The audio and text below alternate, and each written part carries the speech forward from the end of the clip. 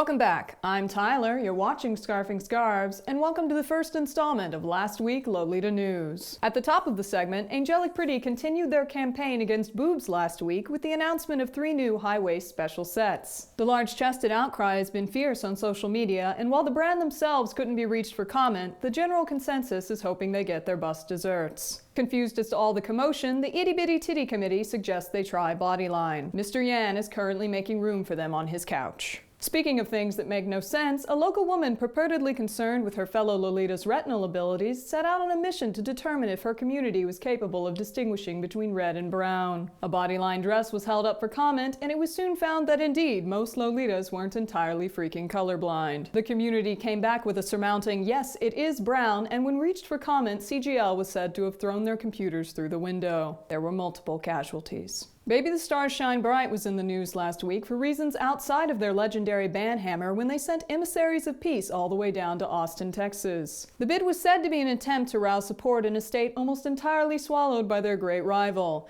And while Houston is still firmly mounting Angelic Pretty's over-the-top staff of power, IckyCon may be Baby's one and only hope with a tea party scheduled for January 3rd. Ticket sales have been slow due to a fatal strike against the company, mainly consisting of no one gives a flying fanny about BTSSB. Angelic Pretty for life. Not to be undersold on ideas that will make you wonder if illegal substances were involved, Angelic Pretty has been implicated to have been experimenting with bath salts and a vat of brightly colored markers with its latest special set release of British Bear. Said marker sniffing may have something to do with the recent reign of high-waisted abominations released upon the Lolita world, and while the local authorities' hands are tied due to the international nature of the incident, this reporter would like to firmly encourage everyone involved seek psychiatric help. Local Lolitas' reactions have included such descriptors as highlighter yellow, sickly awful, and now I'm blind forever. It is unclear at this time whether those affected will seek damages in court. In financial news, Angelic Pretty's stock went down last week when deranged bunnies that want you dead and buried went belly up over international markets. Said to have been a Christmas print, something went terribly wrong in AP offices as what has been deemed to be a disturbed children's nursery wallpaper has been mistakenly released as a seasonal dress. The shame of all the extra stock has investors flooding the market and even, in one man's case, attempting to regift it to an unsuspecting old woman. His mother turned it down, and the woman is now suing him for her distress. Other stockholders were spotted drunk and moaning at local bars. An emergency line is now in place. Meanwhile, on the spiritual front, I'm not sure if Angelic Pretty is trying to blow Jesus,